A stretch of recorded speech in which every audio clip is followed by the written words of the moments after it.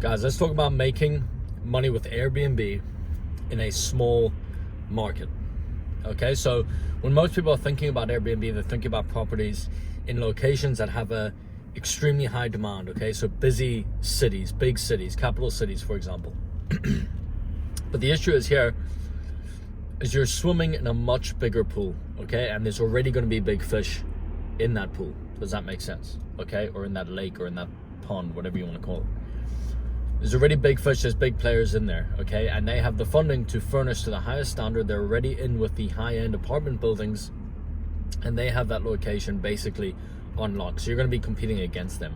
Now, if you want to use a micro market, okay, a small market, say a suburb or a town that has traffic, it has a demand. The demand is much smaller than it would be in a bigger city or a touristic city, but there's still a market there, okay? And the main pro to this is that the competition or the supply matches the demand, okay? Or it's lower than the small amount of demand that they have. So nobody's really gone in there and kind of taken over this market or done really well in this market. So even though there's a lower demand, there are still people looking to book Airbnbs. There's people booking Airbnbs everywhere. In the smallest town, there might be one Airbnb available. That Airbnb is going to get booked. So even though the demand is low, it goes in, how you perform goes in accordance with the available properties, okay? So if there's not much there, you know, people still need a place to stay, they're going to book. Does that make sense? And in these smaller markets that you can find, you can now take over in that market, okay? So you could be in a suburb that's, you know, fairly sought after. Maybe its location is good, where there's no crime, it's a safe neighborhood, maybe it's close to the water, but it's not, you know, it's outside of the main city, it's not the main attraction. But these properties can actually perform the best. And I have one, for example. I'm not going to tell you the exact, let me just pull this up here. I'm not going to tell you the exact location, but basically it's performing above what my Airbnbs in the bigger cities are performing at. Okay, so usually I aim for 1 to 1.5K profit per month. That's net profit USD per month per property.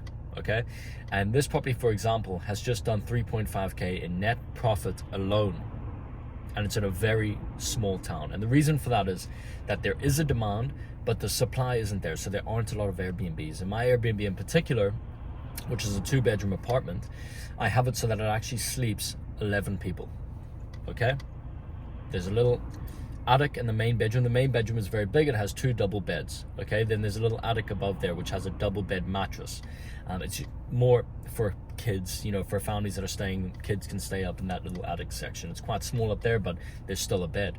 There's a double sofa bed and there's a single sofa bed in the living room. Okay, and then the second bedroom obviously has a double bed. So that's 2, 4, 6, 8, 10 with the sofa bed, double sofa bed, and 11 with the single sofa bed.